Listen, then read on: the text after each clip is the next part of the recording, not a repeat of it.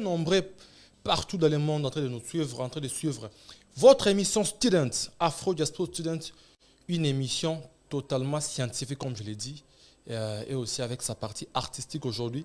On s'est plongé dans l'univers de l'art. Vous nous suivez partout. J'allais même dire, vous nous suivez de manière éparpillée, partout dans le monde entier. Vous nous suivez à Vancouver, au Canada, là où je salue tous nos journalistes de Afro Diaspora Canada. Vous nous suivez partout à Nairobi, vous nous suivez partout à Bujumbura. Bienvenue dans votre émission, une émission pour vous, comme je l'ai dit, Afro Diaspora Student. Avec aujourd'hui, nous allons parler l'art. On va un peu s'attarder dans les domaines artistiques. Pour en parler, toujours on reçoit d'invités, comme vous le savez très bien. Aujourd'hui, nous avons un artiste pluridisciplinaire. Enfin, il touche un peu plusieurs disciplines. Cet artiste, avec lui, nous allons un peu savoir comment ça se passe dans ce monde artistique. Un monde qui est, entre guillemets, peut-être négligé, mais un monde qui est vraiment vaste. Aujourd'hui, avec ces arts, je vous assure, j'ai moi-même vu, avec ces arts, on peut comprendre qu'il y a du travail de la discipline dedans. Et comment il fait pour y procéder, comment il fait, comment il s'engage, il s'organise. Avec lui, on va un peu s'attarder sur ça. Il s'appelle Yero Art, son nom artistique.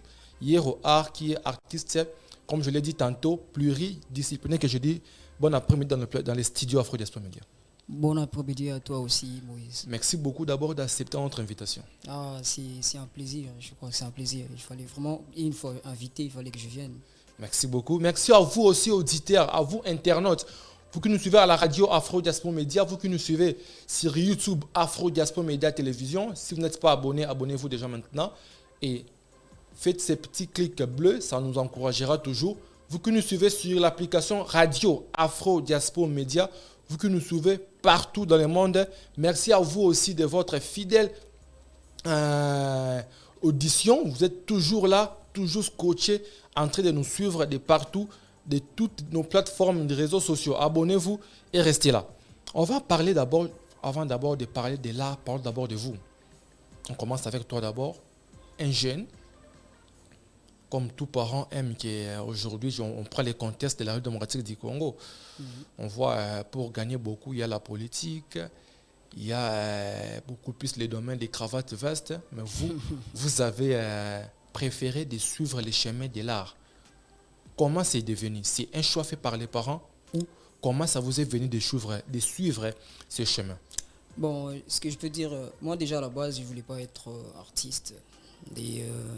C'est pas que mon père m'a dit aussi que non, tu dois devenir artiste. Non, c'est juste que c'est venu comme ça. J'ai dessiné et puis je me suis dit pourquoi pas tenter d'étudier sur ça parce que c'est très important. Et je suis allé à l'académie et je me disais que non, je dois peut-être commencer d'abord la première année. Mais ça fait que j'avais déjà commencé autre chose à part l'académie. J'avais commencé autre chose. Et je suis allé là-bas en 3e des humanités.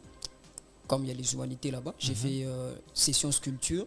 J'ai fini diplômé d'État en art plastique, en sculpture. Et déjà, ça ne me suffisait pas. Et je suis allé à l'université. C'était vraiment de mes propres grés. Très bien. Parce que j'aimais ça. Déjà, mes parents ne me forçaient pas à faire quelque chose que j'aime pas. Parce que c'est aller à la compte de la personne. Et puis, c'est tuer la personne, en fait. Faire ce que vous n'aimez pas.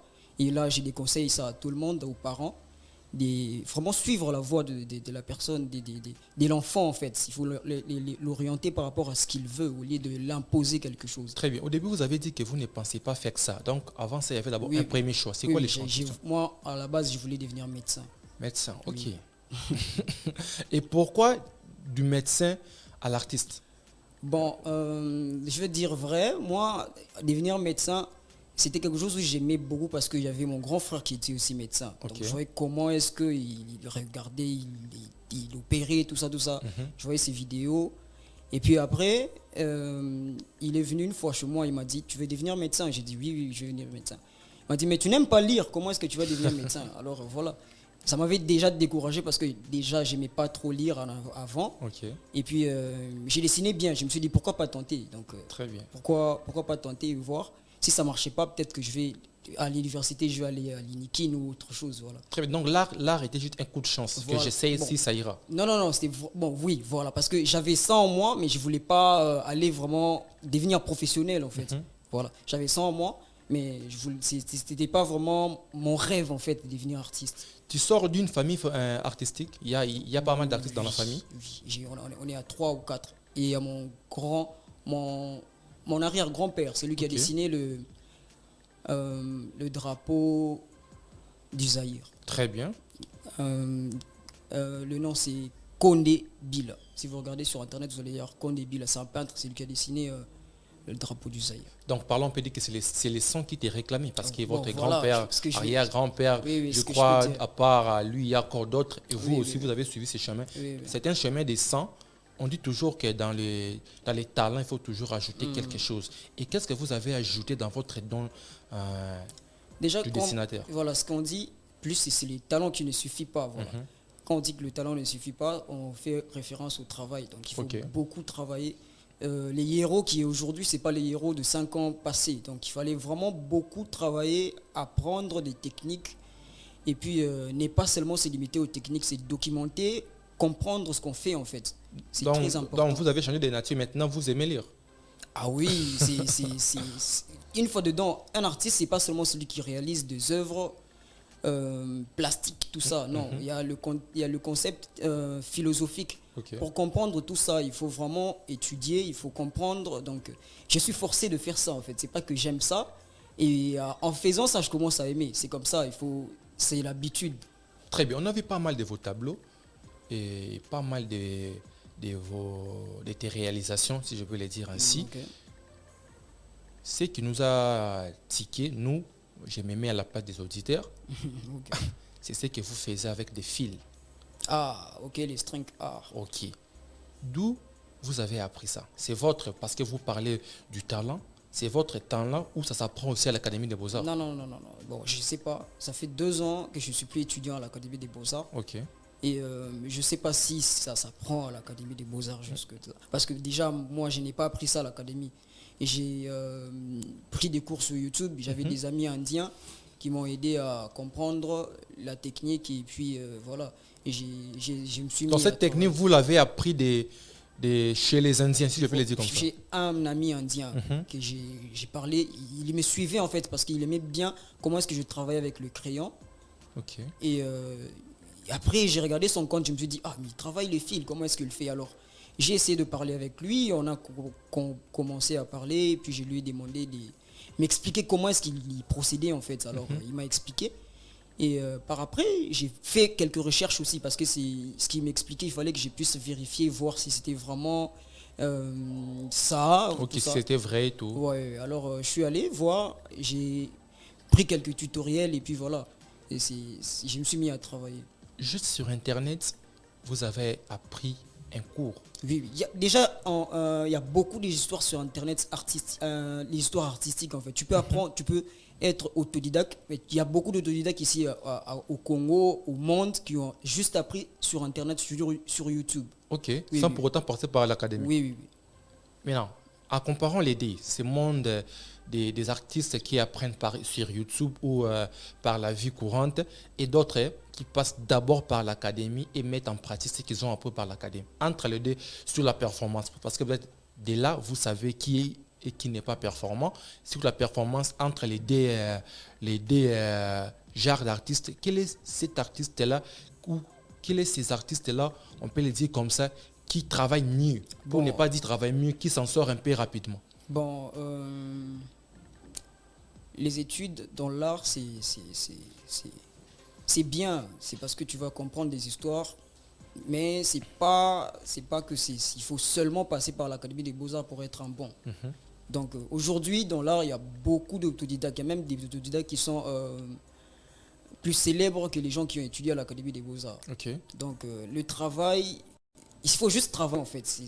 L'art, il faut juste travailler. Aujourd'hui, dans la musique, on a plus des gens connus ils ne sont pas passés à l'INA, ils ne sont pas allés à l'INA. Très bien. Donc l'art, ça s'entretient, c'est quelque chose qui est dans... Mais la musique, la musique ne va, La pas, musique, vous, c'est ne, va, l'art. ne va pas vous recommander beaucoup de livres comme Non, non, votre... non. Comme, Non. Ça dépend de la musique que vous faites. Il y a des musiques qui demandent vraiment de se documenter, de comprendre. Comme est-ce que Ferrego aura beaucoup d'ouvrages pour faire sa musique? Non, peut-être pas, mais peut-être Loko Khan, ça le fera, ou Céline Banza. Mais, ça dépend de la musique. Dans la musique, lire ou pas, tu peux te retrouver au sommet. Oui, mais dans l'art aussi, tu peux ne pas lire. Ça dépend de concept, ça dépend de la façon dont vous vous exprimez en fait. Si vous êtes parce que dans l'art, il y a des gens qui sont beaucoup philosophiques, moins plastiques. Ok. Il y a des gens qui sont plus plastiques que philosophiques. Il a juste un peu de philosophie, mais vous allez voir que non, il fait un dessin, c'est très réaliste. Il y a une autre personne qui il prend peut-être un clou, il tape juste, il vous explique des histoires, tout ça. C'est quelqu'un qui lit, c'est quelqu'un qui fait des recherches en fait. Très bien, mais sur la pratique, il est peut-être nul. Il n'est pas nul, je ne pourrais pas dire qu'il est nul. Ou bien il n'est pas trop performant. Voilà, il n'est pas trop performant. Et vous êtes où dans tous les deux? Vous êtes trop philosophique ou bien plastique? Bon, je sais pas vraiment. Moi, je travaille.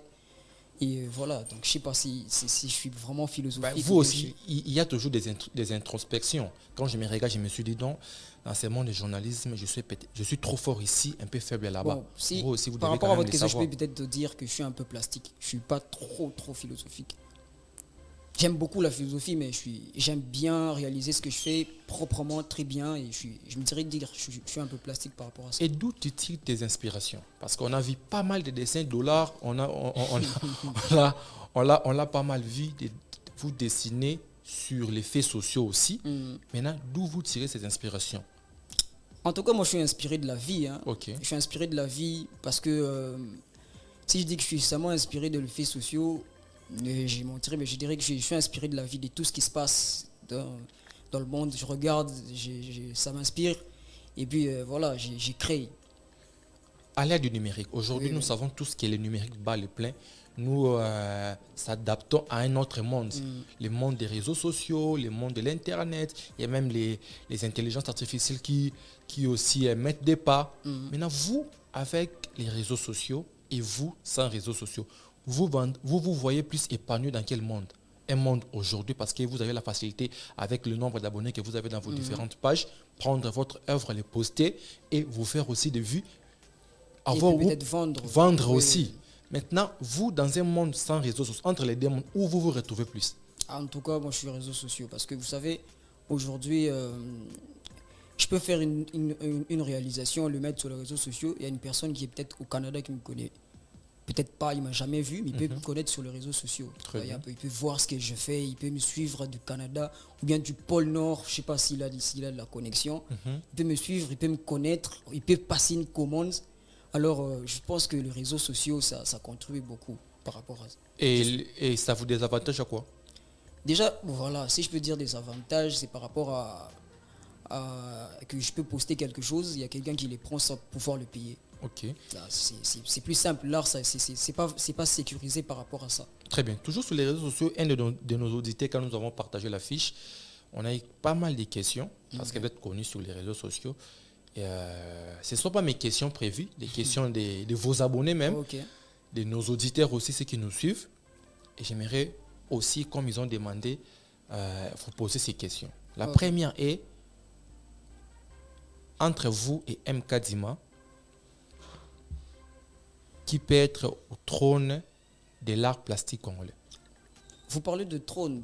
Pourquoi parce que vous parlez de trône? C'est pas moi qui parle. De la personne qui parle. Je ne sais pas, il ne vous a pas laissé un nom. Pourquoi est-ce qu'il parle de trône? Il n'y a pas de trône. On est dans l'art. L'art, c'est grand.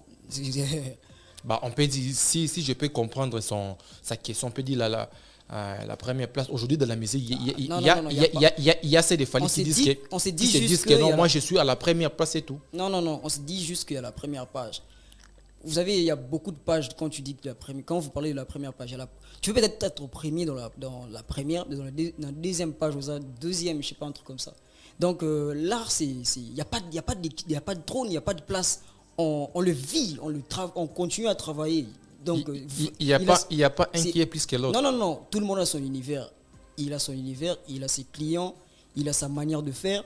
Moi, j'ai mon univers. Peut-être que ce qu'il exploite, moi, je ne l'exploite pas. Il y a des œuvres qu'ils publient, moi je ne publie pas parce que c'est peut-être pas mon univers. Je fais souvent pas les œuvres de Benny parce que je me sens pas dans ça en fait. Et je fais pas souvent des œuvres qui sont à caractère politique. J'aime pas trop le faire parce que je me sens pas dans ça. Et en parlant aussi de la politique, vous ne faites pas ça parce que vous avez peut-être peur de se retrouver en prison. C'est pas que j'ai peur de me retrouver. L'art, j'aime bien m'exprimer en fait.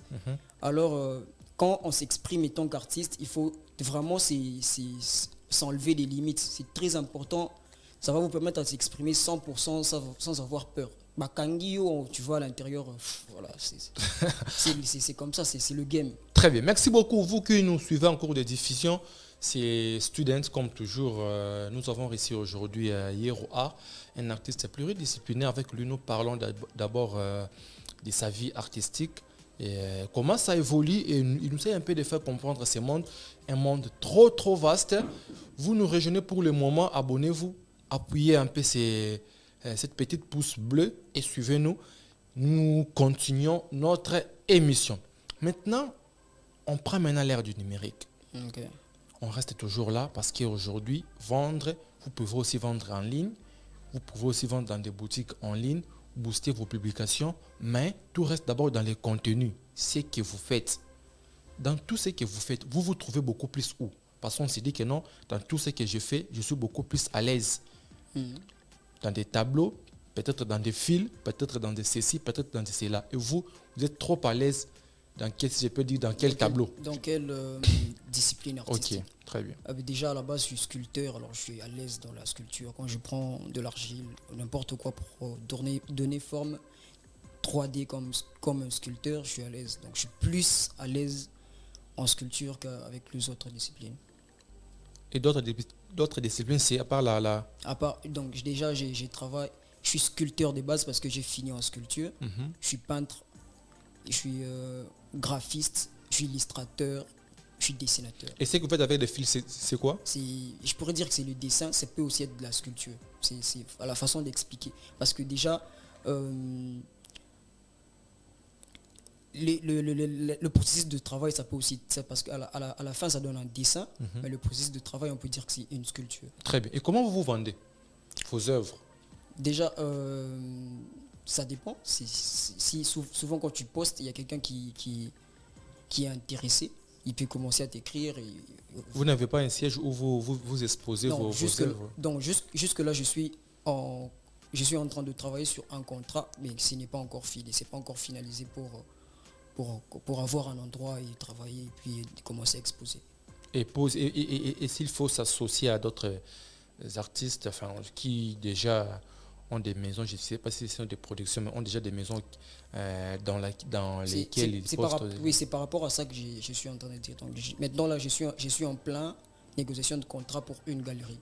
Très bien. Une galerie en Belgique pour commencer à exposer là-bas. Pour commencer, parce que les galeries, c'est comme les maisons de disques, en fait. Voilà, donc si tu veux signer avec eux, c'est eux qui vont commencer à gérer. En Belgique. Oui. Pourquoi pas ici? Pourquoi pas commencer ici? Mais commencer ici, c'est pas un problème.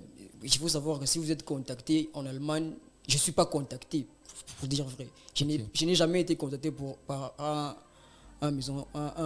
une galerie ici. Donc si j'étais contacté ici, j'allais commencer à travailler. Et vous ne pouvez pas aussi faire les premiers pas. Et après tout, c'est vous qui gagnez aussi. Oui, vous avez raison.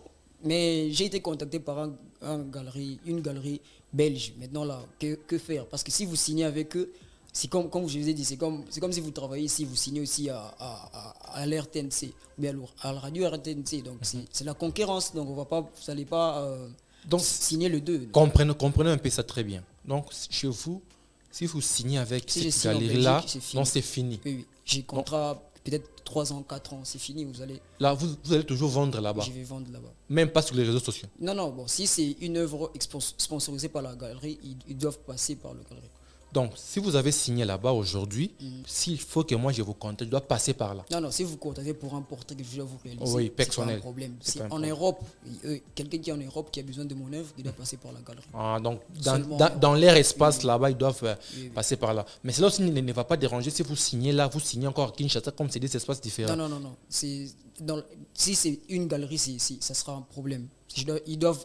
Cette galerie doit peut-être avoir des accords avec l'autre galerie, pas avec moi. Très bien. Quels sont les défis que vous faites face dans ces métiers? Vous pouvez dire que non, comme je travaille ici, il faut ça pour arriver ceci, il faut ça pour arriver ceci. En voyant aussi comment les Congos fonctionnent, nous sommes au Congo. Ici, ce n'est pas l'Europe où vous pouvez peut-être vous faire des matériels aussi, peut-être un peu facilement ou dans de meilleures conditions. Quels sont les défis, vous, en tant qu'artiste, que vous faites face ici en République démocratique du Congo? Bon, en tout cas, c'est déjà la difficulté, vous avez de le dire, c'est déjà juste des matériels. On n'a pas tout ici. Très bien. C'est difficile à trouver. Et puis, les gens ne sont pas intéressés. On a l'impression que les gens ne sont pas intéressés par l'art, en fait. C'est très compliqué. Vous faites une sculpture, on dit que Kindoki, tout ça, un truc de... Donc, tout dépend de ce que vous faites. Non. Et voilà. On a l'impression que les gens ne sont pas vraiment cultivés par rapport à ça, en fait. Alors, c'est très important. Vous voyez, maintenant, là, je vais vous dire qu'il y a une galerie belge qui vient de me contacter.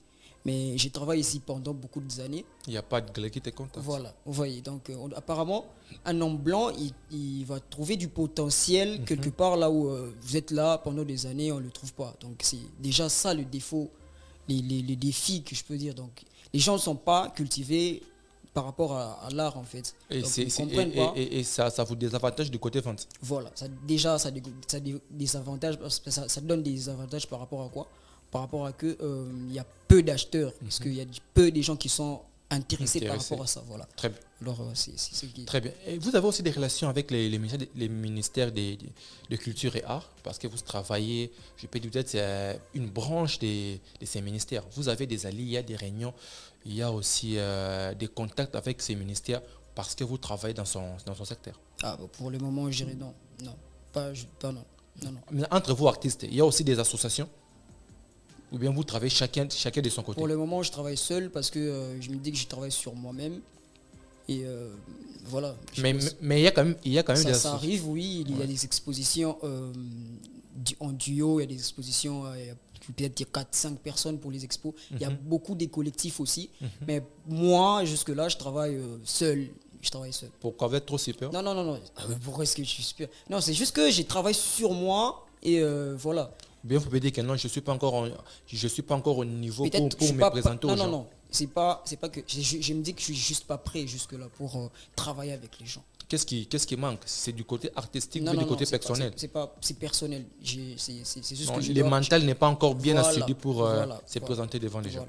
Merci. Nous tendons déjà vers la fin de cette émission Afro Diaspora Students, une émission qui nous emporte un peu dans divers domaines, mais nous restons toujours scientifiques. Vous avez fait l'Académie des Beaux-Arts. Aujourd'hui, il y a pas mal d'étudiants de cette école universitaire qui sortent, qui entrent, qui sortent. Et sur le marché, nous, en tant que consommateurs, nous avons rendu compte que ce sont ceux qui ont des talents, hormis la fac qui s'en sort un peu très bien. Okay. Même dans la musique, nous avons vu, si nous comparons aujourd'hui, Kofi Olomide qui a eu son talent seulement avec celui qui a reporté son concert à Didas Arena, qui est passé par des écoles comme ça. Okay. On sent que ceux qui passent par des écoles n'arrivent pas à s'éclater. Mais ceux qui ont toujours leur talent inné s'éclatent, peu importe les défis de la vie. Comment on peut expliquer ça? Bon, je vais expliquer ça par rapport à moi. Parce que vous avez passé les deux écoles, et l'école et les talents. Oui. Déjà, ce que je peux dire, c'est que les gens qui ne sont pas passés par l'Académie des Beaux-Arts, ils ont la dalle plus que nous, en fait. Ok. Et alors, ils se disent déjà que je ne suis pas passé par une école d'art, alors je dois bosser 4 fois ou 5 fois ou 10 fois même plus que la personne qui est à l'intérieur là-bas, qui prend des cours pour apprendre ce que moi j'apprends seul. Okay. Alors il doit beaucoup travailler en fait. Alors ce qui fait qu'il a une autre mentalité. Il y a ça déjà une mentale par rapport donc avec genre que se venger. On est déjà là, on s'est dit que c'est comme si vous avez besoin, je vais donner un exemple, vous avez besoin de jouer à l'NBA, mais vous êtes en Afrique. Il y a quelqu'un qui est déjà aux États-Unis. Il s'est dit qu'il est déjà là, il doit juste un peu travailler, tout ça. et il va peut-être être repéré puis partir. Et l'autre qui est ici, il doit déjà beaucoup travailler, peut-être 10 fois plus que celui qui est là-bas. Parce que Donc, quand tu vas là-bas, ouais. Non, c'est pour un niveau à à un niveau élevé. Voilà. En parlant, on peut dire que ceux qui ont juste les talents n'ont pas encore ce niveau élevé de ceux qui passent par l'université. bon, je peux pas aussi dire ça, mais bon, c'est juste que eux ils bossent beaucoup pour arriver ils ont peut-être, qu'est-ce qu'ils ont? Ils se disent que les gens qui sont à l'intérieur, ils ont un grand niveau. Vous voyez? Ok, donc un mental qu'ils ont eux-mêmes encaissé. Voilà. Très bien. Ce qui leur permet d'aller, de progresser plus rapidement. Et puis, c'est aussi facteur chance, je sais pas, peut-être pas chance, mais bon, opportunité. Tu tombes sur une opportunité qui fait que non, ça te propulse. Voilà, donc voilà. Les secteurs culturels en RDC et en défaillance. Il n'y a pas vraiment, comme vous l'avez dit, vous êtes là, vous travaillez. Moi, je vous ai suivi sur les réseaux sociaux, c'est là que je vous ai repéré. Mais à côté des personnes privées, le gouvernement lui-même ne vous repère pas. Il faut faire des réformes pour associer tous ces artistes et vendre une bonne image de la culture congolaise. Vous, si vous étiez aujourd'hui, il y a les ministères, il y a le gouvernement qui vient de sortir. Vous, si on vous avait nommé ministre de la Culture, quelles sont les réformes que vous allez apporter dans ces domaines? En tout cas, avec tout ce que vous vivez. En tout cas, je ne sais pas quoi dire parce que il y a beaucoup de défauts et ça fait que aujourd'hui, je sais pas quoi dire. Ici avec nous, nous citons même des noms.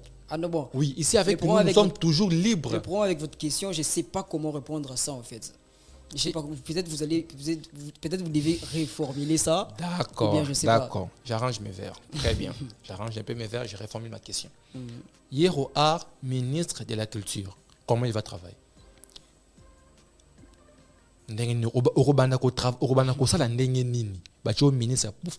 Comme il y avait sorti bientôt, déjà peut-être. C'est quoi votre nom de famille déjà? Normalement je m'appelle Deo Obabela. Mon prénom c'est Deo. Le nom c'est Obabela. Et les Yero vient d'où? Les Yero c'est artistique. Et ça vient d'où les noms là? C'est un ami qui vous a juste baptisé. Non, c'est juste que je voulais être unique. Et voilà. Donc, non, les noms n'ont pas de signification. Non, ça a une signification. Oui, ça signifie? Ça signifie bonheur, paix. En quelle langue? C'est en grec. Oui, c'est en grec. Très bien. Merci beaucoup. Je reprends la question. Yero Art, ministre de la Culture et Art en RDC. Avec tout ce que vous avez vécu comme artiste, vous avez la possibilité d'être ministre. Qu'est-ce que vous allez faire pour remonter? Pour aider à l'art. Oui. Déjà, je vais peut-être créer les écoles d'art dans d'autres, ou bien les ateliers d'art dans d'autres provinces, parce qu'il y a ces gens qui viennent des Goma, des Butembo, autre part, pour venir étudier à l'Académie des Beaux-Arts. Parce que là-bas, il n'y a pas l'université. L'université, c'est seulement à Kinshasa. Alors, il y a des gens qui n'ont peut-être pas les possibilités de quitter Lubumbashi pour venir à Kinshasa. Donc, voilà. Il faut encadrer tous ces talents-là qui sont là-bas. Alors, déjà, je vais peut-être organiser des expositions, des grandes expositions. Imaginez peut-être une exposition de tous les artistes congolais, on ne le voit pas. Donc, très bien. Peut-être qu'on a besoin, aujourd'hui, on a un problème à l'Est. L'art, ça peut aider. On n'a pas besoin juste de faire des œuvres personnelles. Par là, chacun dessine sous les thèmes de ce qui se passe à l'Est. Voilà, on peut organiser une grande exposition parce que notre voix, ça peut vraiment aussi compter. Donc, vous voyez, donc, on peut organiser une grande exposition au musée là-bas avec beaucoup d'artistes et une grande couverture. Ça peut vraiment faire bouleverser les choses aussi. Là vous l'avez dit très bien, mais bientôt, vous venez de dire que je ne suis pas prêt à travailler. Oui, vous m'avez donné, c'est une question, je suis en train de répondre par rapport à ça. Je suis en train de répondre parce que vous avez dit que je dois me mettre dans la peau du ministre. Ok. Donc, et aussi, d'ailleurs, moi je parlais sur l'Est. Vous avez dit que dans votre ligne éditoriale, vous ne travaillez pas trop, pas politique, pas sur l'Est. Mais avec tout ce que vous venez de sortir comme idée, pourquoi vous l'étouffez? Bon, je ne l'étouffe pas. Ça m'arrive de parler avec d'autres artistes parce qu'il y a des artistes qui me côtoient souvent, qui viennent chez moi. Et je leur donne ces genres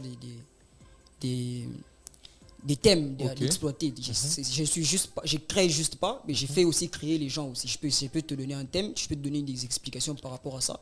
Et voilà, tu travailles, c'est ton œuvre.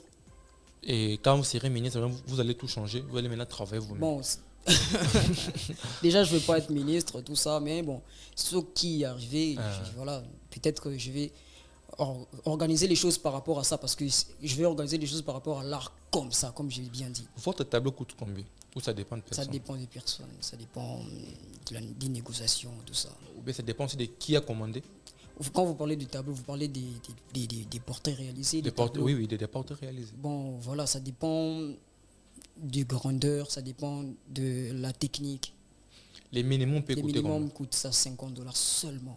C'est moins cher. Donc, il y a des gens qui se disent c'est cher, tout ça. Ça, $50 seulement pour. Il faut savoir que là, un portrait, c'était réservé au roi. Avant, c'était pas tout le monde qui pouvait avoir un portrait. Dans ce cas, vous avez l'image pour avoir un portrait. Il faut être riche pour vous, les artistes. Non, les gens ont cette image-là dans la tête.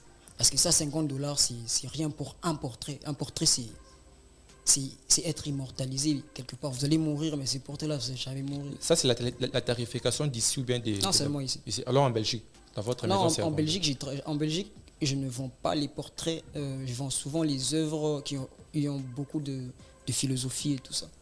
Donc, ça sera des œuvres d'art. Parce qu'un portrait, ça peut peut-être vous expliquer. Non, Moïse, c'était quelqu'un, comme ça. Mais un portrait peut-être... de massacre de Béni, peut-être, ça peut expliquer autre chose. Ce sont des tableaux. Là aussi, un autre prix aussi. Oui, là, ça dépend du prix de galerie. Non, c'est eux qui fixe le prix. C'est moi qui fixe les prix et on discute. Et vous partagez combien de pourcentages? 40, 60? Non, c'est 50, 50. 50, 50. C'est comme ça dans le monde de l'art. Très bien, merci beaucoup. Un portrait, c'est à $150. Les derniers prix. Donc, portrait moins cher. Moins cher, ma casse. $150. Si on veut vous contacter, comment on peut vous contacter pour se faire des portraits? Déjà, sur mes réseaux, Hiro Art, c'est simple. Partout, c'est Hiro Art.